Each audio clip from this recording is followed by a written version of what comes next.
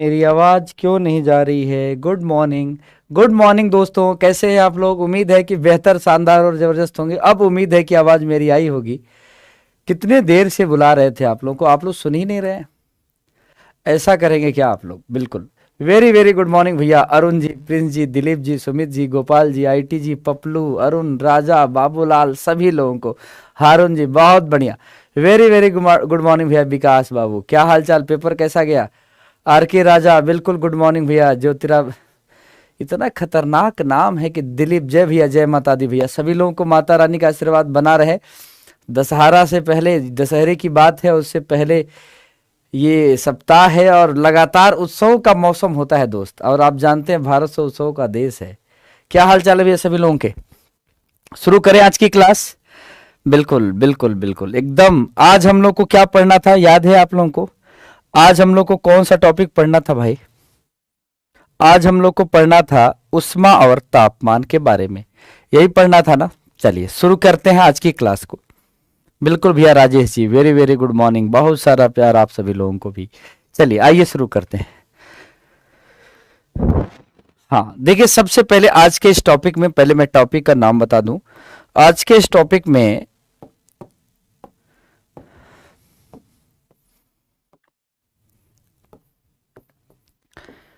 क्या होने वाला है? Heat and thermometer.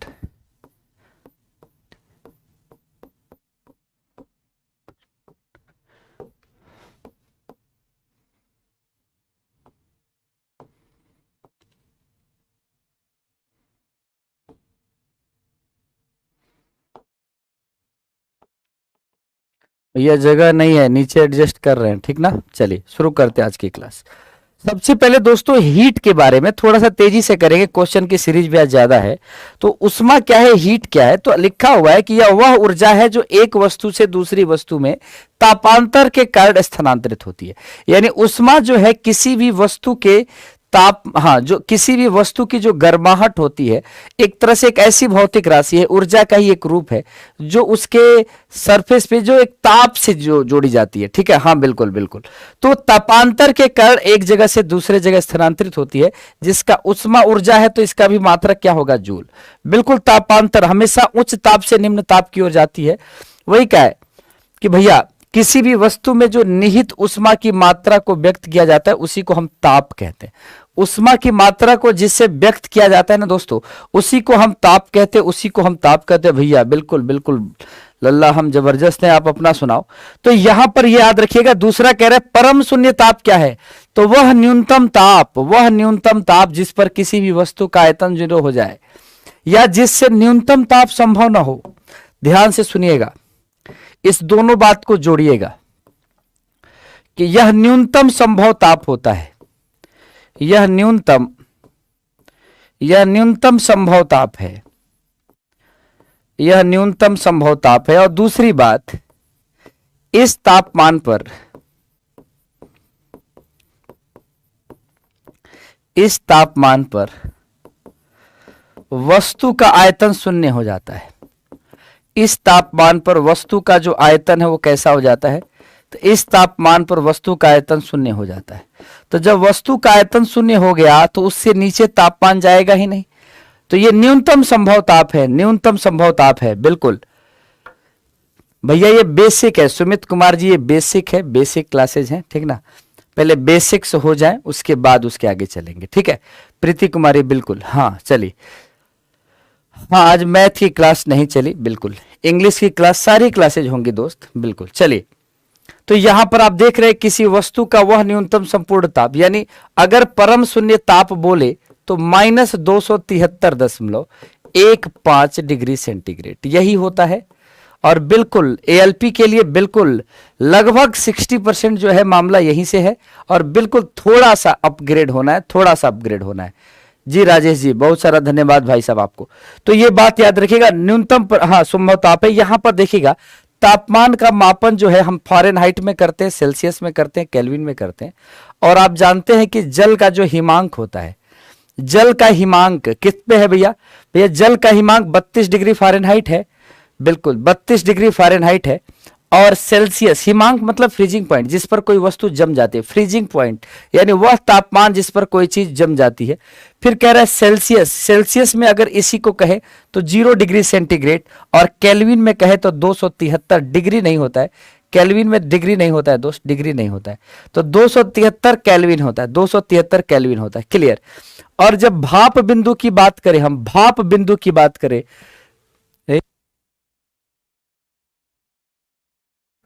भाप बिंदु की बात करें तो ये क्या है 212, और बॉइलिंग पॉइंट की अगर हम बात करें किससे, तो यहां पे 100 डिग्री सेंटीग्रेड, यहां पे 373। ऐसे ही पूछा जाता है कि भैया इसमें 180 खाने होते हैं, इसमें 100 खाने होते हैं, और इसमें भी 100 खाने होते हैं। तो चलिए आइए देखते हैं, इसको पढ़ते हैं। चलिए यहां पे आप देखा होगा, ये सेल्सियस को केल्विन में बदलने का तरीका है। यहां पे एक मिस्टेक है दोस्त, यहां पर 180 खाने होते हैं, तो यहां पर आता है फ़ारेनहाइट -32/180, और यहां देखिएगा सेंटीग्रेड -0 बटा, यहां पे न्यूनतम कहां से ये शुरू होता है, तो जैसे अगर हम आपसे कहें कि डिग्री सेंटीग्रेड को अगर फ़ारेनहाइट में बदलना है बच्चा, तो सभी लोगों को ये वाला फार्मूला जो है ऐसे याद होता है, आप लोगों को बिल्कुल ऐसे याद करना है।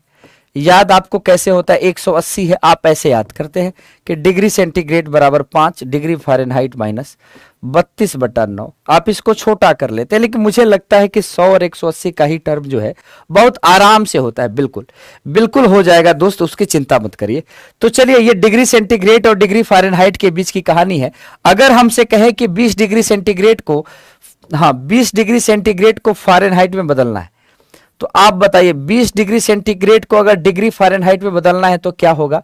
तो ये डिग्री फ़ारेनहाइट है, और 20 को यहां लिखिए, क्या हो जाएगा 20/100 इक्वल टू डिग्री फ़ारेनहाइट -32/180, और 20×5 = 100 होता है। क्या हो जाएगा भैया, 180 ऊपर आ जाएगा, 180/5 + 32, यही डिग्री फ़ारेनहाइट होगा। 5 से काट दीजिए, 5 × 15, 5 × 6 = 30, 36 में 32 जोड़ दीजिए, 6 × 2 = 8, 3 × 3 = 6। कितना डिग्री फ़ारेनहाइट आएगा, 68 डिग्री फ़ारेनहाइट आएगा। बिल्कुल भैया, बिल्कुल बिल्कुल बिल्कुल बिल्कुल, ज्योतव्रत, हाँ ज्योतव्रत जी का बिल्कुल सही है, 68 आएगा। रंजन जी बिल्कुल 68। एक और क्वेश्चन दे रहा हूं, ऐसे ही अगर डिग्री सेंटीग्रेड का मान आपको दे दे, जैसे दे दे कि 60 डिग्री सेंटीग्रेड, आपसे पूछे डिग्री फ़ारेनहाइट कितना होगा, तो क्या बताएंगे आप।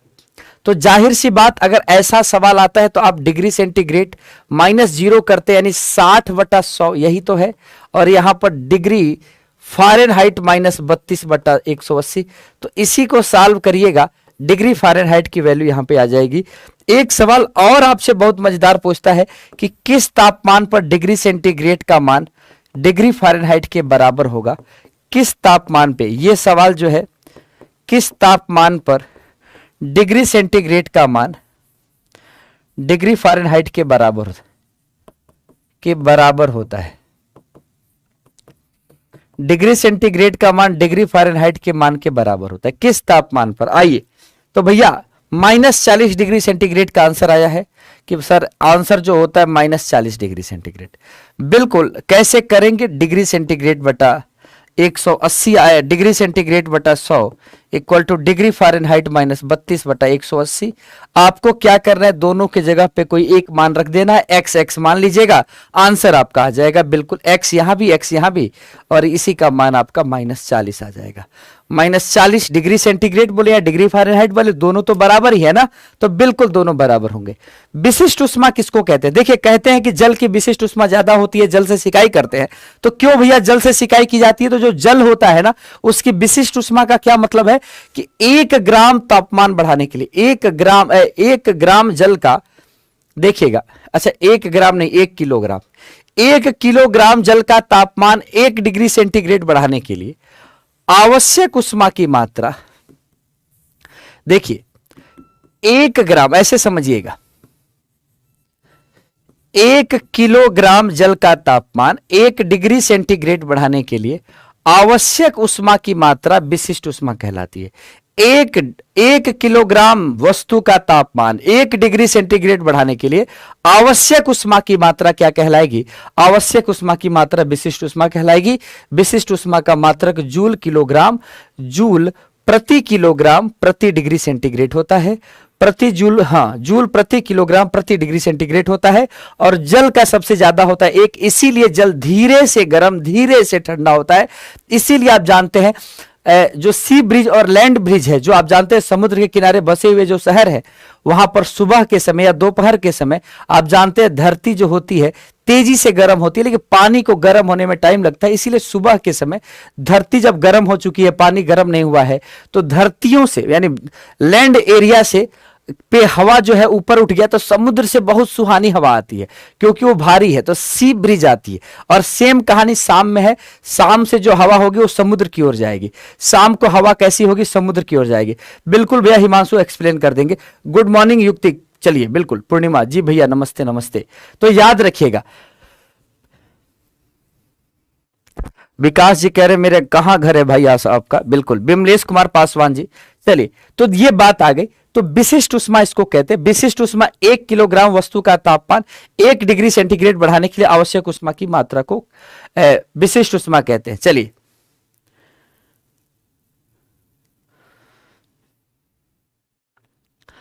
बिल्कुल बिल्कुल बिल्कुल बिल्कुल बिल्कुल भैया दूनी ब्रॉड जी। चलिए अब यहां पर एक बात समझिएगा, इस टॉपिक को थोड़ा ऐसे समझिएगा। 3 चीजें होती है। एक होती है मोलर विशिष्ट उष्मा, मोलर हीट कैपेसिटी। क्या होती है भैया? Molar heat capacity. तो मोलर हीट कैपेसिटी क्या कहलाती है? तो एक मोल पदार्थ का ताप 1 डिग्री सेंटीग्रेड बढ़ाने के लिए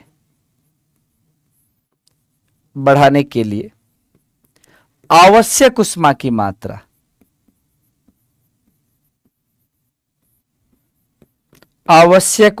मात्रा क्या कहलाती है भैया? आवश्यक उष्मा की मात्रा जो है, इसी को हम मोलर हीट कैपेसिटी कहते हैं। मोलर हीट कैपेसिटी कहते हैं। मोलर उष्मा धारिता कहेंगे, मोलर हीट कैपेसिटी। याद रखना। अब कैसे इसका फार्मूला बनेगा देखिए, बेहद आसान तरीके से समझिएगा। अगर इसका फार्मूला आपको बनाना है, सी से चलिए डिनोट कर देते हैं, तो आपको आवश्यक उष्मा की मात्रा 1 मोल गैस का तापमान 1 डिग्री सेंटीग्रेड बढ़ाने के लिए मोलर हीट कैपेसिटी Q बराबर क्या हो जाएगा? N इंटू सी इंटू डेल्टा टी। ये मोलर हीट कैपेसिटी है। कितना? हाँ बिल्कुल, molar heat capacity. Explain in English sir. बिल्कुल, तो वही कहा मैंने कि भैया टोटल रिक्वायर्ड हीट कितना होगा अगर 1 मोल सब्सटेंस को 1 डिग्री सेंटीग्रेड अगर उसका टेम्परेचर क्या करना हो, राइज करना हो। तो यही है मोलर हीट कैपेसिटी। और हीट कैपेसिटी क्या होती है? तो हीट कैपेसिटी का टर्म यह है कि हीट कैपेसिटी बोला जाता है, जैसे देखिए इसको Q से डिनोट करते हैं, हीट कैपेसिटी को Q से डिनोट करते हैं। और ये ऐसे देखा जाएगा, या हीट कैपेसिटी को भी C से डिनोट करिए, सॉरी, हीट कैपेसिटी को देखिए C इज इक्वल टू किसी भी गैस का तापमान 1 डिग्री सेंटीग्रेड बढ़ाने के लिए। अब इसमें मास नहीं है, स्पेसिफिक ये नहीं है 10 किलो हो, 20 किलो हो, 40 किलो, जितना भी हो, मास या मोल स्पेसिफिक नहीं है। अब कहेगा पदार्थ का तापमान 1 डिग्री सेंटीग्रेड बढ़ाने के लिए, पदार्थ का तापमान 1 डिग्री सेंटीग्रेड बढ़ाने के लिए आवश्यक उष्मा की मात्रा जो होगी वही आपकी हीट कैपेसिटी कहलाएगी, वही आपकी हीट कैपेसिटी कहलाएगी। बिल्कुल सर, जीके जीएस का क्लास बिल्कुल 11 बजे से चालू हो जाएगा। बिल्कुल प्रीति कुमारी, बिल्कुल पूर्णिमा जी, हाँ थोड़ा इधर जवाब भी दो, बहुत बढ़िया बिमलेश। चलिए दूसरी बात यहां पर एक और, अब यहां पे 1-2 सवाल दे देते हैं। जैसे अगर हम कहें कि भैया जल की विशिष्ट उष्मा अगर हम दे देते हैं, जल की विशिष्ट उष्मा कितनी है? अगर जल की विशिष्ट उष्मा आपको दे दे 1 जूल पर केजी पर डिग्री सेंटीग्रेड है, और कह दे भैया 8 किलो की, हाँ 8 किलो जल है, जल का द्रव्यमान दिया है, आयतन नहीं दिया, द्रव्यमान दिया है, ये मास है, आयतन नहीं है। फिर से मैं कह रहा हूं, मास वॉल्यूम इनटू डेंसिटी होता है। तो ये परेशान ना होइएगा कि जल को तो लीटर में मापते हैं, जल को किलो में भी माप सकते हैं अगर घनत्व तो पता हो तो, ठीक है। चलिए अब दूसरी बात, यहां पर कह रहा है कि 20 डिग्री सेंटीग्रेड से अगर इसका तापमान 60 डिग्री सेंटीग्रेड बढ़ाना हो तो उष्मा की मात्रा क्या होगी। तो भैया ms डेल्टा टी का फॉर्मूला लगाओ। m कितना है 8 किलो, s कितना है 1 और डेल्टा टी कितना है अंतिम तापमान माइनस प्रारंभिक तापमान, यानी 60 में से 20 गया 40, 8 गुणे 40 का वाट मान कितना होगा भैया 320। भैया यही वो आप जो चाह रहे हैं जो लेवल, वो यही लेवल है। इसी लेवल के सवाल आते हैं, चलिए इसी लेवल के सवाल आते हैं, ठीक है ओके। चलिए चलिए दूसरी बात, एक और सवाल देते हैं। एक सवाल और है, जैसे मान लीजिए कह दिया कि जल है, तो जल है तो उसका स्पेसिफिक हीट पता चल गया 1 जूल पर केजी पर डिग्री सेंटीग्रेड, यही होगा। दूसरा आपको क्या पता है कि भैया जो जल का तापमान है, तापांतर है, वो भैया 20 डिग्री सेंटीग्रेड का तापांतर है और जल का आयतन कितना है, द्रव्यमान कितना है 2 किलोग्राम। तो जाहिर सी बात है यहाँ पे उष्मा की मात्रा बताइए कितना होगा। क्यू की वैल्यू डायरेक्ट आसान तरीका है, डायरेक्ट आप बता सकते हैं क्यू बराबर ms डेल्टा टी। किसी का जवाब आ गया हो तो डायरेक्ट लिख दे, बिना पेन उठाइए सारे सवाल होंगे। भैया ट्रेड क्लास भी स्टार्ट हो जाएगी, पहले बेसिक एक बार क्लियर कर ले, ठीक ना। एक ही बार में सारा होता है कि ना, एक घर बन रहा होता है तो एक किनारे से, एक धीरे से बिल्डिंग तैयार होती है। एक ही बार एकदम प्लास्टर नहीं हो जाता है। जब तक ईंट की दीवार नहीं खड़ी होगी तब तक प्लास्टर घर में नहीं बन सकता। बेसिक है ही नहीं, फाउंडेशन है ही नहीं। अगर इस चैनल पर उस टॉपिक का फाउंडेशन नहीं है तो उसके अपग्रेड क्लास कैसे होंगे, मेरा बात समझ रहे हैं। अगर घर की दीवार खड़ी ना हो तो प्लास्टर आप कहाँ लगाएंगे, आपके चेहरे पे तो लगेगा नहीं, या हमारे चेहरे पर तो लगेगा नहीं। प्लास्टर कहाँ लगेगा, दीवार पे ही तो लगेगा। तो भैया वो प्लास्टर है जो ट्रेड की क्लास है। तो आप समझ रहे हैं ना चीजें, बिल्कुल हर एक चीज की एक व्यवस्था होती है, अकॉर्डिंग टू दैट व्यवस्था वो चीजें चलेंगी। तो बिल्कुल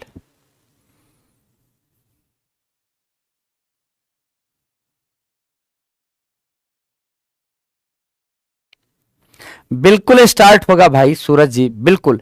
ट्रेड में जो आप चीजें समझ रहे हैं ना वो इतनी बेसिक है, ऐसा नहीं है कि आप ट्रेड में फिटर बोल रहे हैं, वेल्डर बोल रहे हैं या इलेक्ट्रीशियन बोल रहे हैं, ये बहुत बड़ी चीज है, ठीक है। ऐसा नहीं है, ये बहुत ही आईटीआई का लेवल बहुत ही बेसिक होता है। आईटीआई आप जानते हैं ना, सीटीआई पीटीआई बहुत सारे लेवल आईटीआई में है, इधर पॉलिटेक्निक बीटेक एमटेक बहुत सारी श्रृंखला होती है। तो ऐसा नहीं है कि आपको ऐसा लग रहा हो कि ऐसा कि ट्रेड के बारे में इस चैनल पे जानकारी ना हो, तो ट्रेड के बारे में पूरी जानकारी है, ठीक ना। चलिए सर एक एएलपी का इंटरव्यू लीजिए, विकास पासवान जी का कहना है। एएलपी के इंटरव्यू देखिए, कभी आपको मिलवाएंगे ऐसे टीचरों से भी जो आपके यहाँ जुड़े हुए हैं और आपको जानकारी नहीं है, जिन्होंने ट्रेन का संचालन 2 साल किया है और उसके बाद टीचिंग के प्रोफेशन में है, तो बाकी चीजें हैं। चलिए आइए यहां पर चालन, संवहन और विकिरण की बात है, कंडक्शन, कन्वेक्शन और रेडिएशन। उष्मा एक जगह से दूसरे जगह इन्हीं तीनों मेथड से जा सकती है। उष्मा हीट का ट्रांसफर एक जगह से तीन, जैसे ये पूछा जाता है कि सॉलिड मीडियम में कौन सा होता है, तो भैया चालन होता है।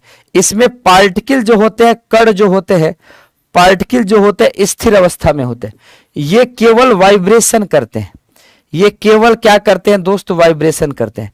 तो जहां पर कण केवल स्थिर अवस्था में हो, केवल वाइब्रेशन करके हीट का ट्रांसफर करें, केवल वाइब्रेशन करके हीट का ट्रांसफर करें, उसी को हम कंडक्शन बोलते हैं, उसी को हम क्या बोलते हैं, कंडक्शन बोलते हैं, बिल्कुल।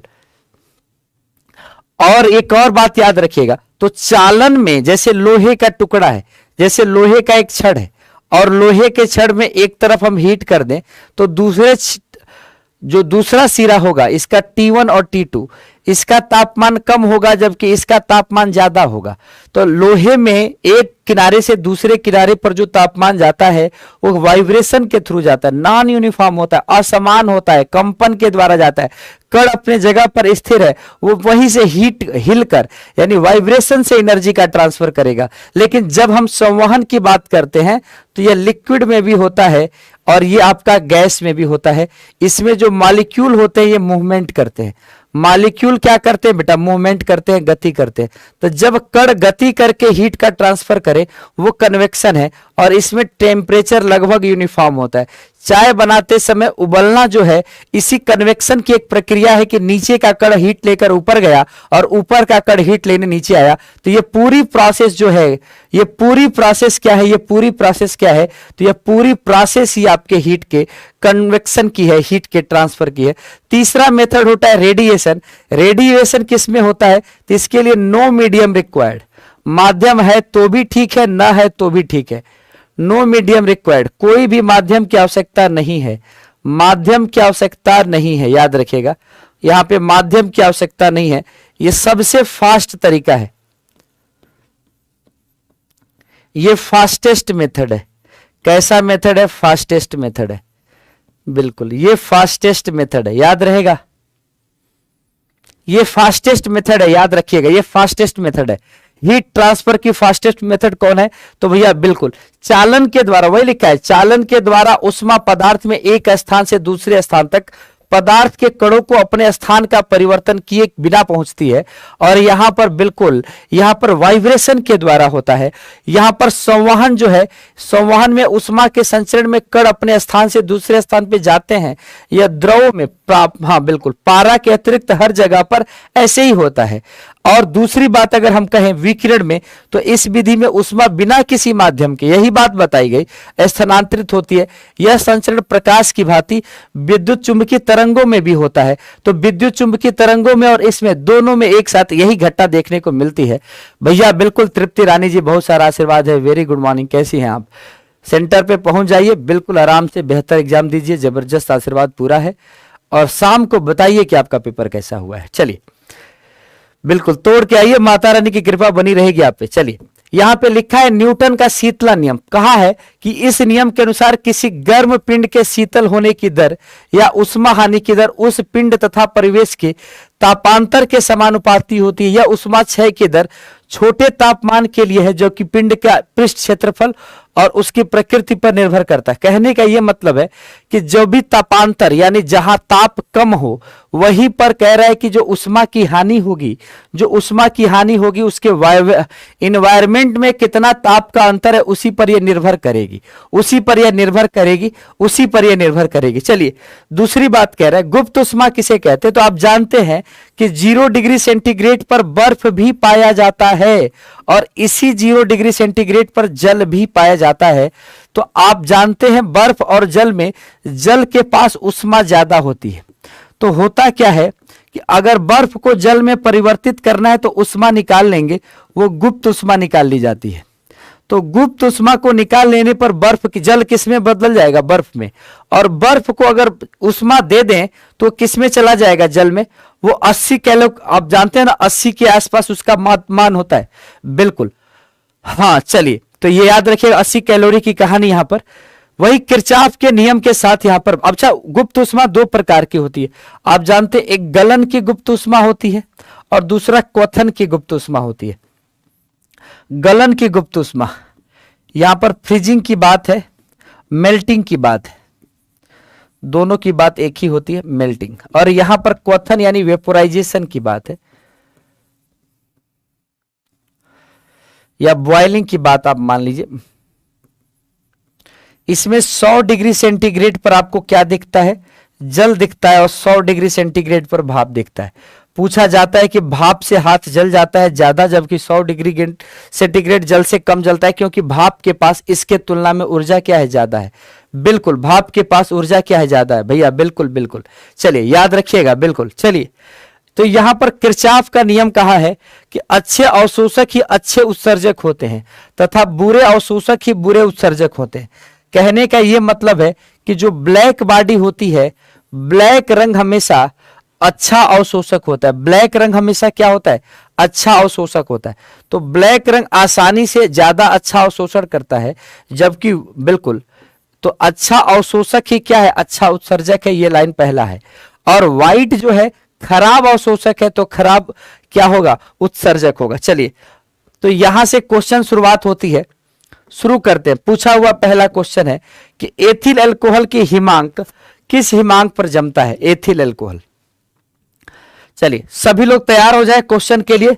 बिल्कुल कॉन्सेप्ट समाप्त हो गया, आधे घंटे की क्लास पहले कॉन्सेप्ट की होती है, उसके बाद पूरी तरह से तैयार हो जाइए। एक बार शुरू करते हैं। चलिए,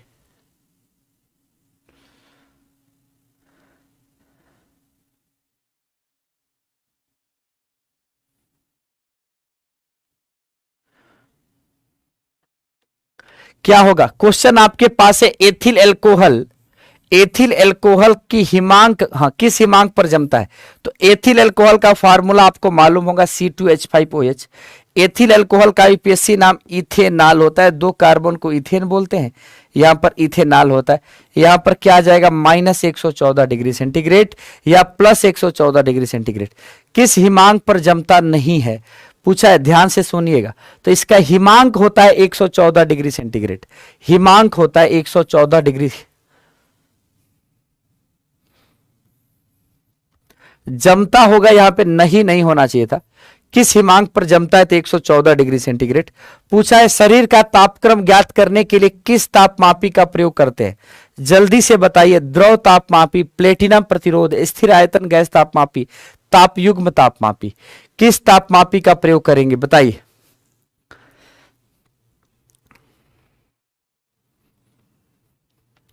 आप जानते हैं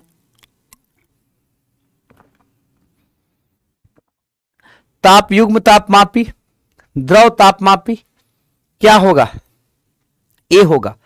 अच्छा, यहां पे आप जानते हैं द्रव के तरह की जगह पे मरकरी का इस्तेमाल किया जाता है, मरकरी का, क्योंकि इसका उष्मीय प्रसार क्या है? उष्मीय प्रसार एक जैसा है ना, उष्मीय प्रसार ज्यादा अच्छा है। तो जिसका उष्मीय प्रसार ज्यादा अच्छा हो उसकी कहानी है ये। समान स्थिति में मानव शरीर का तापक्रम कितना होता है? तो यहां पे लिखा हुआ है भैया, सामान्य स्थिति में मानव शरीर का तापक्रम कितना होता है? तो what is the temperature of the human body under the normal condition? सामान्य स्थिति में, हाँ बिल्कुल, मानव शरीर का तापमान कितना होता है? यहां पर देखिए डिग्री सेंटीग्रेड, पानी उबल जाएगा। केल्विन यहां पर बहुत कम हो गया, 98.5 डिग्री फ़ारेनहाइट। बी फ़ारेनहाइट में लगाएंगे तो 98.5, बिल्कुल भैया शैलेंद्र जी। चलिए नेक्स्ट क्वेश्चन है, गर्मियों में तापमान 46 डिग्री सेंटीग्रेड हो जाने पर भी ऊंट गर्मी से राहत, हाँ, ऊंट गर्मी से ज्यादा गर्मी महसूस नहीं करते हैं, क्योंकि रेगिस्तानी पौधों की छाया में बैठकर। रेगिस्तान में कौन सा पौधा होगा? वो बबूल होगा, नागफनी होगा। नागफनी के नीचे ऊंट बैठेगा कि ऊंट के नीचे नागफनी आएगा? हाँ, तो मामला तो यहाँ पे होना ही नहीं है। वो अपने शरीर का तापमान बढ़ाकर, बिल्कुल गलत, अपने शरीर में पानी का संचय करके। बोलो कोई ऑप्शन इसमें सही हो तो एक बार जोरदार जवाब दे दो। कॉन्सेप्चुअल क्वेश्चन आपके दिमाग के लिए है, जल में आयतन में क्या परिवर्तन होगा यदि तापमान 0 डिग्री सेंटीग्रेड से 3 डिग्री सेंटीग्रेड कर दिया जाए? बिल्कुल ध्यान दीजिएगा, जल का एक दिन आपको पढ़ाए थे एनामेलस बिहेवियर, वही पर सवाल है, देखते हैं कितने लोग सही करेंगे। आपको पता होगा कि 4 डिग्री सेंटीग्रेड जो होता है जल के लिए खास होता है। यहां पर घनत्व क्या होता है? घनत्व अधिकतम होता है। ऐसा तापमान है जिस पर डेंसिटी क्या है? अधिकतम है। और आयतन क्या है? जहां घनत्व अधिकतम हो, आयतन वहां पे क्या होगा? न्यूनतम होगा। तो आपसे कहा है कि भैया 0 से 3 डिग्री सेंटीग्रेड बढ़ाने पर, तो यहां देखिएगा इधर तापमान बढ़ रहा है, नहीं इधर आयतन लेके चलते हैं। यहां समझिएगा, यहां पर आयतन है और यहां पर तापमान है। आप जानते हैं कि यहां पर जैसे जैसे तापमान बढ़ाएंगे तो शुरुआत में आयतन घटता है। 4 डिग्री सेंटीग्रेड पर आयतन पूछा है कि घनत्व पूछा है? आयतन पूछा है। तो आयतन 4 डिग्री सेंटीग्रेड पर न्यूनतम होता है। तो 4 डिग्री सेंटीग्रेड पर आयतन न्यूनतम होता है और 4 डिग्री सेंटीग्रेड के बाद आयतन क्या होता है? बढ़ता है। तो याद रखिएगा आयतन क्या होगा? कम हो जाएगा। 4 डिग्री सेंटीग्रेड तक आयतन क्या होता है? कम होता है। उसके बाद से आयतन क्या होता है? बढ़ता है। बिल्कुल। और अगर घनत्व की बात करता तो 4 डिग्री सेंटीग्रेड पर घनत्व क्या होता है? 4 डिग्री सेंटीग्रेड पर घनत्व अधिकतम होता है, यानी घनत्व बढ़ेगा उसके बाद घनत्व क्या होगा? घटेगा। बहुत ही लॉजिकल क्वेश्चन है, अगर दिमाग में आ गया तो सही, नहीं तो ये 2 ग्राफ के अलावा आपको ये बात समझ में नहीं आएगा। तो इस ग्राफ को मैं फिर से एक बार बता देता हूं, और बिल्कुल भैया इस बात को याद रखिएगा कि भैया एएलपी में यहां से इस पे क्वेश्चन बना है और बनेगा। क्या कहा है कि अगर हम आयतन की बात करते हैं तापमान के साथ, तो आपको जानते हैं कि 4 डिग्री सेंटीग्रेड पर न्यूनतम आयतन होता है। 4 डिग्री सेंटीग्रेड पर क्या होता है? 4 डिग्री सेंटीग्रेड पर V मिनिमम होगा। तो आयतन 0 डिग्री सेंटीग्रेड से 4 डिग्री पर घटेगा और 4 के बाद बढ़ेगा। और यही अगर घनत्व ले लें, तो घनत्व ले लें तो क्या होगा? 4 डिग्री सेंटीग्रेड पर घनत्व क्या होगा? बढ़ेगा। तो अधिकतम घनत्व 4 डिग्री सेंटीग्रेड पर होता है, याद रहेगा ना? इधर घनत्व, इधर तापमान, ये दोनों फिगर 4 तक घनत्व बढ़ेगा फिर घटेगा। चलिए, पूछा है जल का घनत्व किस तापमान पर अधिकतम होता है? इसी के क्वेश्चन जो है, बिल्कुल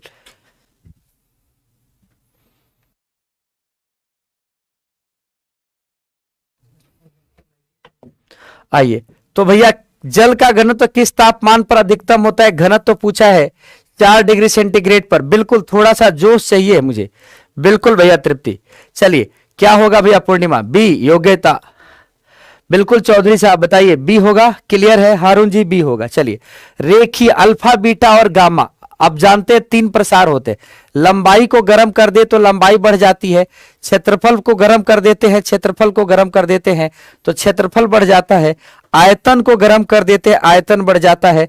बढ़ता है कि नहीं? बिल्कुल, पता है कि नहीं? इसीलिए तो जाड़ों में आप देखे होंगे 2 पोल के बीच के तार जो होते हैं कड़े हो जाते हैं, टाइट हो जाते हैं, लेकिन गर्मी में वो तार ज्यादा क्या हो जाते हैं? लटक जाते हैं। तो ये आयतन रेखीय प्रसार का मामला होता है। तो 1 संबंधे 2 संबंधे 3, alpha ratio beta ratio gamma.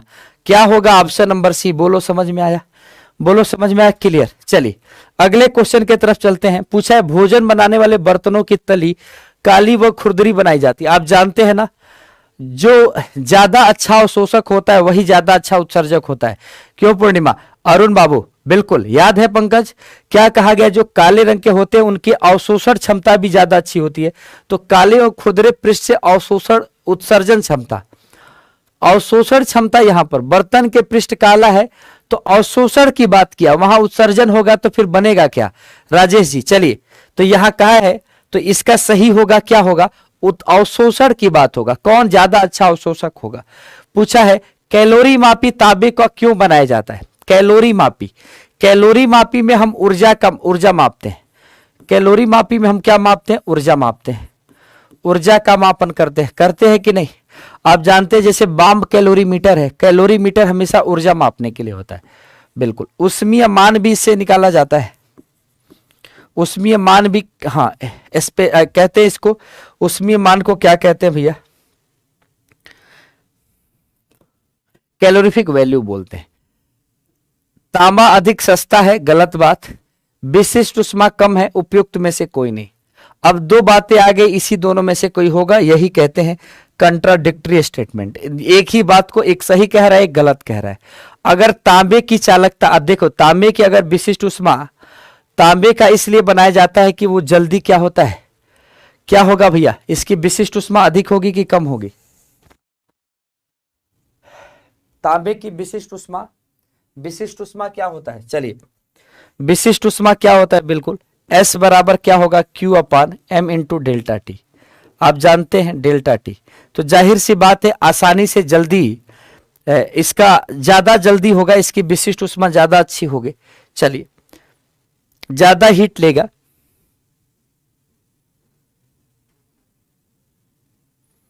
एक मिनट। विशिष्ट उष्मा इसकी कम, देखिए विशिष्ट उष्मा ज्यादा होने का मतलब है कि धीरे से गर्म होगा, धीरे से ठंडा होगा। तो इसकी विशिष्ट उष्मा, बेटा यहां पे हम गलत इंटरप्रेट कर रहे थे, इसकी विशिष्ट उष्मा कम होनी चाहिए। जब इसकी विशिष्ट उष्मा कम होगी तो जल्दी गर्म होगा, जल्दी ठंडा होगा, जल्दी गर्म होगा, जल्दी ठंडा होगा। तो कैलोरी मापी तांबे का इसीलिए बनाया जाता है कि जल्दी से गर्म हो जाए, जल्दी से उष्मा को क्या कर ले? गेन कर ले। उष्मा स्थानांतरण की किस विधि में कण, ध्यान से सुनिएगा, कण अपना स्थान नहीं छोड़ते। कह रहा है कि in which method of heat transfer particles do not leave their place. भैया कंडक्शन, कन्वेक्शन, रेडिएशन क्या होने वाला है? आप जानते हैं रेडिएशन में तो माध्यम ही नहीं चाहिए, रेडिएशन में माध्यम नहीं चाहिए, कंडक्शन, कंडक्शन नॉन यूनिफॉर्म, लोहे में होता है एक चालक, एक सिरा ज्यादा गर्म एक सिरा ज्यादा ठंडा। पूछा 1 जूल कितनी कैलोरी के बराबर होगा, 1 जूल कितनी कैलोरी के बराबर होगा बताइए। 1 जूल आप जानते हैं ना, 1 जूल कितने कैलोरी के, 1 कैलोरी कितने जूल के बराबर, देखो हम गलत ही बोल रहे थे, 1 कैलोरी कितने जूल के बराबर, तो 4.18 जूल। यहां क्वेश्चन में कह रहा है किलो कैलोरी, किलो कैलोरी का मतलब हो गया 10 की घात 3 होगा, 4.18 को 2 लिख दे, इतना जूल। यही होगा, यही होगा, ऑप्शन नंबर सी ही होगा। बोलो क्लियर है, ऑप्शन नंबर क्या होगा, सी होगा। एक, हाँ बिल्कुल। पूछा है अगला क्वेश्चन आपसे कि गैस से द्रव अवस्था में परिवर्तन करना, गैस से द्रव अवस्था में परिवर्तन करना क्या कहलाता है। गैस से द्रव, आप जानते हैं गैस से द्रव क्या कहलाता है, हो गैस से द्रव भैया संघनन कहलाएगा कि संवहन कहलाएगा कि वाष्पन कहलाएगा, बोलो क्या कहलाएगा, क्या कहलाएगा, बी संघनन कहलाएगा। आप जानते हैं क्या कहलाएगा, संघनन, एक प्रक्रिया है जो संघनन कहलाएगी, बिल्कुल। अगला क्वेश्चन है जल का तापमान 0 से 10 डिग्री सेंटीग्रेड तक बढ़ाने पर इसका आयतन क्या होता है। तो हमने कहा था इसका आयतन के साथ ग्राफ कैसा बना था बताइए। इसके आयतन के साथ ग्राफ पहले घटता है फिर बढ़ता है, 4 डिग्री सेंटीग्रेड पर सबसे कम होता है, तो पहले घटता है फिर बढ़ता है, 4 डिग्री सेंटीग्रेड तक घटेगा फिर बढ़ेगा, 4 डिग्री सेंटीग्रेड तक घटेगा फिर बढ़ेगा। बोलो आया समझ में, क्लियर हुआ ललित, विकास, वेद, योगिता, बिल्कुल क्लियर हुआ, बिल्कुल बिल्कुल बिल्कुल बिल्कुल भैया प्रभु कुमार जी, बिल्कुल बिल्कुल। चलिए, हाँ पूछा है सूर्य की उष्मा पृथ्वी तक किस प्रकार के संचार से पहुंचती है। सूर्य दूर है, पृथ्वी दूर है एक दूसरे से, बीच में पृथ्वी के समीप वायुमंडल है। पहले तो भैया अंतरिक्ष से विकिरण के माध्यम से आएगी, और जानते हैं इसको माध्यम भी नहीं चाहिए, इसको माध्यम भी नहीं चाहिए, आसानी से सबसे तेज विधि है उष्मा स्थानांतरण की। एक ये पूछा है निम्नलिखित में से कौन सा उष्मा का बहुत अच्छा चालक है। उष्मा का बहुत अच्छा चालक कौन सा होगा इसमें, जल, ईथर, पारा और बेंजीन। उष्मा का बहुत अच्छा चालक धातु होते हैं, उष्मा के चालक बहुत अच्छे क्या होते हैं, धातु होते हैं। उष्मा का बहुत अच्छा चालक धातु होते हैं। जल क्या है, इसकी विशिष्ट उष्मा ज्यादा है, विशिष्ट उष्मा ज्यादा है, तो ये ज्यादा हीट रखेगा, हीट क्या रखेगा, हीट ज्यादा लेगा गर्म होने के लिए। तो उष्मा का चालक होने का मतलब है जो एक जगह से दूसरी जगह उष्मा पहुंचा दे, एक जगह से दूसरी जगह उष्मा पहुंचा दे, क्लियर याद रखिएगा। पूछा है निम्नलिखित में से किसे लगभग पूर्ण कृष्णपिंड टोट, हाँ बिल्कुल, क्या कहते हैं भैया, जिसको परफेक्ट ब्लैक बॉडी कहते हैं। कृष्ण मतलब ब्लैक बॉडी, आप जानते हैं ना भैया। राधा क्यों गोरी मैं क्यों काला, पूछे नंदलाला, क्या बताई यशोदा मैया, आधी आधी रात को तू जो आया, इसीलिए काला क्यों। क्या होगा भैया, प्लेटिनम की कालिख या काजल या दोनों, क्या होगा, डी। बड़ी मुश्किल सवाल है कि नहीं। लाइट का चाल 3 गुणे 10 की घात 8। आज सवाल पूछ रहे बहुत जल्दी। पूछा है मिट्टी के घड़े में निम्न में से किस क्रिया के कारण जल ठंडा रहता है, किस क्रिया के कारण जल ठंडा रहता है बता दीजिए। मिट्टी के घड़े में द्रवण होता है, ऊर्ध्वपातन होता है। ऊर्ध्वपातन सॉलिड से गैस सीधा नहीं, द्रवण होगा, क्या होगा, कंडेंसेशन होगा या इवापोरेशन होगा, क्या होगा भैया, evaporation. None of the above, none of the above वाला कौन है, क्या बनेगा हो, वाष्पीकरण, वाष्पीकरण। चलिए एएलपी का प्रिपरेशन कहां से स्टार्ट करें, इस पर एक वीडियो बना ही दे। चलिए इस पर एक वीडियो बना देते हैं, पूरी कहानी एएलपी की। चलिए शुरू करते हैं। बी, स्टीफेन का नियम बता दीजिए, स्टीफेन का नियम बता दीजिए।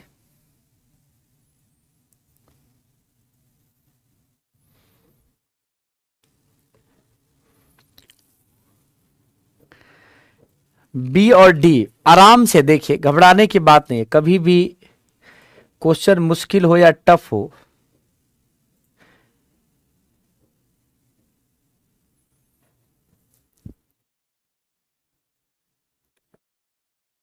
क्या होगा भैया स्टीफन का नियम? टी की पावर, आधे लोग गलत हो गए ना, टी की पावर 4 होता है दोस्त। क्या होता है? टी की पावर 4।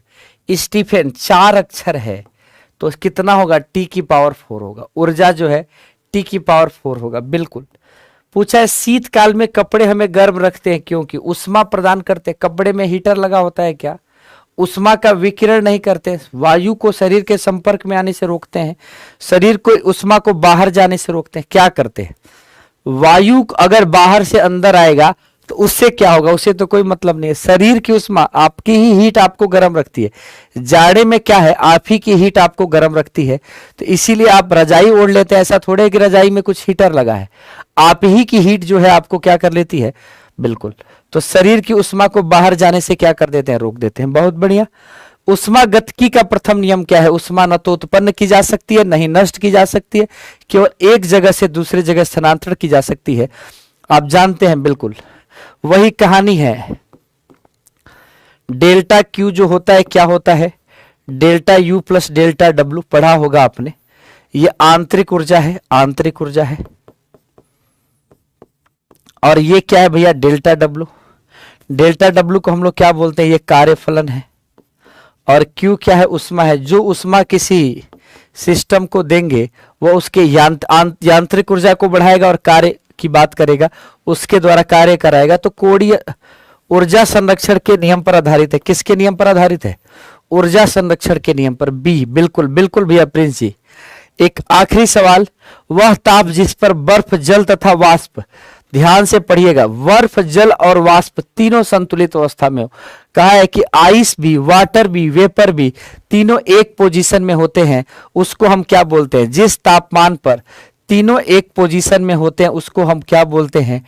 Triple point. क्या बोलते हैं दोस्त? ट्रिपल पॉइंट बोलते हैं। क्या बोलते हैं? ट्रिपल पॉइंट बोलते हैं। याद रहेगा, क्या बोलते हैं? Triple point. बर्फ, जल और वाष्प तीनों एक ही तापमान पर हो, उसी को हम ट्रिपल पॉइंट बोलते हैं। पूछा है जल के जमने पर उसके अणुओं के मध्य की दूरी क्या होती है? जल के जमने पर, आप जानते हैं जल के जमने पर अणुओं के मध्य की दूरी, आप बताइए, घटती है कि बढ़ती है?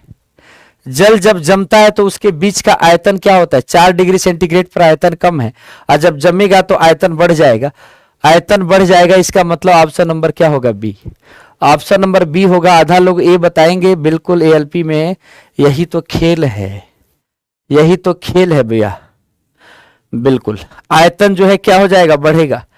एक और सवाल है, रेगिस्तान के दिन बहुत गर्म और रात बहुत अधिक ठंडी होती है क्योंकि रेत उष्मा का उत्तम उत्सर्जक है, उत्तम अवशोषक है। क्या होने वाला है? डी।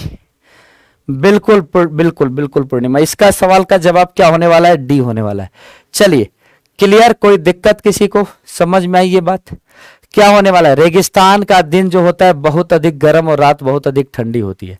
क्लियर? कोई दिक्कत तो नहीं? सही बात, ए और बी दोनों। चलिए, तो याद रखिएगा दोस्त, अगर आप यूपी से हैं और यूपी ट्रिपल एस सी पेट की तैयारी कर रहे हैं तो हमारे यूपी संगम के प्लेटफॉर्म पर रोज रात शाम 7 बजे से आपकी पेट के मॉडल टेस्ट पेपर की प्रैक्टिस कराई जाती है। आइए जुड़िए और बेहतर रिजल्ट की तरफ बढ़िए। तो आइए दोस्तों, ये एएलपी के क्लास की ये जो पहली श्रृंखला, आप दूसरी श्रृंखला देखते हैं। डेली आप 9 बजे से मैथ की क्लास और 10 बजे से साइंस की क्लास देखते हैं। आज मैथ की क्लास किसी कारणवश नहीं हो पाई, साइंस की क्लास आप देखिए और जस्ट मात्र 10 मिनट के अंदर आप विशाल सर से वीके का जीके अंदाज में बिल्कुल आप जीके जीएस पढ़ेंगे और उसके बाद आप बिल्कुल प्रिया मैम से आप बिल्कुल रीजनिंग की क्लास करेंगे।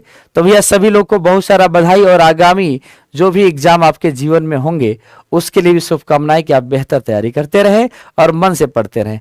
बिल्कुल, अगर क्लास अच्छी लगी हो तो एक बार लाइक कर दीजिएगा और एक प्यारा सा कमेंट। अगर कोई सुझाव हो तो बिल्कुल सजेशन आपके हमेशा आमंत्रित है। इसी के साथ जय हिंद दोस्तों, थैंक यू सो मच।